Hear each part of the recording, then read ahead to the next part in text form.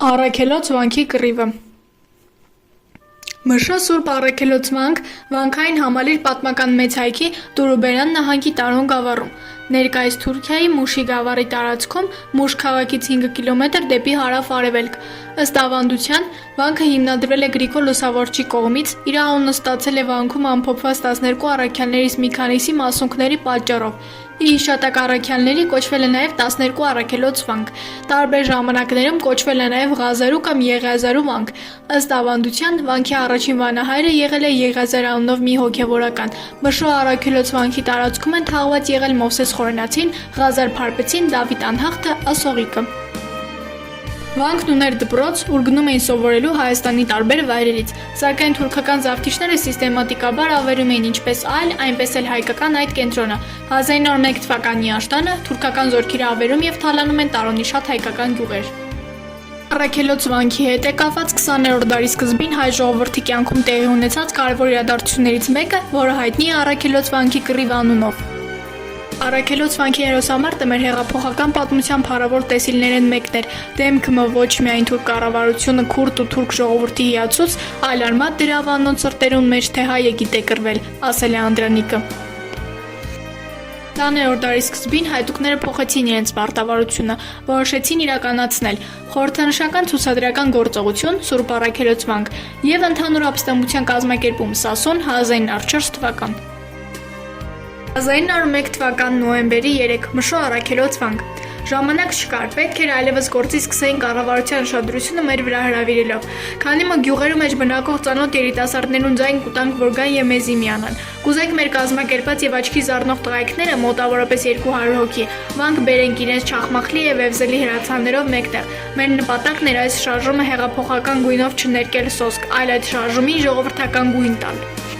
1901 թվականի նոյեմբերի 3-ին Անդրանիկը 37 հայդուկների եւ 20 զինված գյուղացիների հետ մտնում է Սուրբ Առաքելոց վանքը եւ այն վերածում ինքնապաշտպանական ամրոցի։ Թուրքական զորքը շրջապատում է վանքը։ 3 օր անց սկսվում է մարտը։ Հայ կռվողների թիվը հայդուկների հետ միասին շուտով հասնում է 140-ի։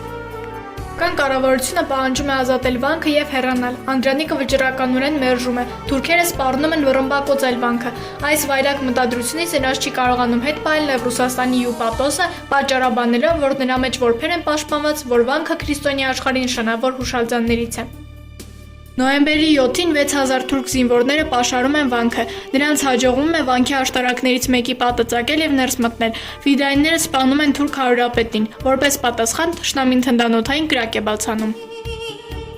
Հիշելով այդ կռիվների մասին Անդրանիկը գրել է, որ թուրքական հրացանները ոչ ցուրտն ու քամին չկարողացան սարսափեցնել մեզ։ Տարափի պես տեղացող հազարավոր գնդակներին սուլումև անցնում էր գլուխների վրայով, մեր ոտքերի առջևից, բայց վանքն այնտեղ էր, տիրական եւ հզոր։ Մենք երբեք չթերացանք, երբեք չընկճվեցինք, այլ մեր խիզախ կեցվածքող թշնամուն թուլացրինք եւ վհատած բազուկներին հուսալքում պատճառեցինք զոհեր խլելով։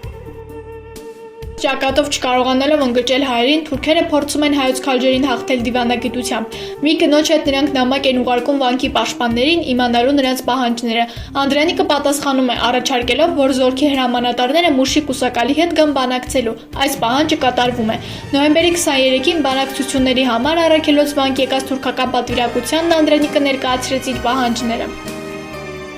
Ազատ արձակել քաղաքական բանտարկյալներին, բ. Պատժել Սպաղանքի, Հետինքի, Շուշտամերկի եւ մյուս գյուղերի ավերողներին ու ֆինանսապես հատուցել վնասված գյուղերին, գ. Ըստ կառավարական օրենքի այլևս գյուղերը չկարողանային վաճառել կամ գնել, դ. Հատուցում վճարել Մշո դաշտի 50-ից 60 անմեղ զոհերի ընտանիքներին ու պատժել նրանց սպանող ոճրագործերին։ Հետագայում կատարվեց միայն առաջինը, ազատ արձակվեց 31 հայ քաղբանտարկյալ։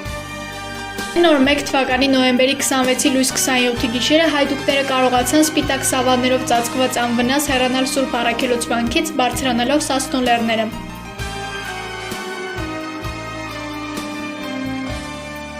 Հետագայում Անդրանիկը գրել է, որ ինքը մահվանից հետո չի ուզում իրեն ոչ արձան կանգնեցնեն, ոչ էլ փառավոր թաղում կազմակերպեն, այլ ցանկանում է, որ իրեն պատիվ տան, վերականգնելով ավերակ դարձած Առաքելոց վանքը եւ այնտեղ կառուցեն մի փոքրիկ ուսումնարան հայ մանուկների համար։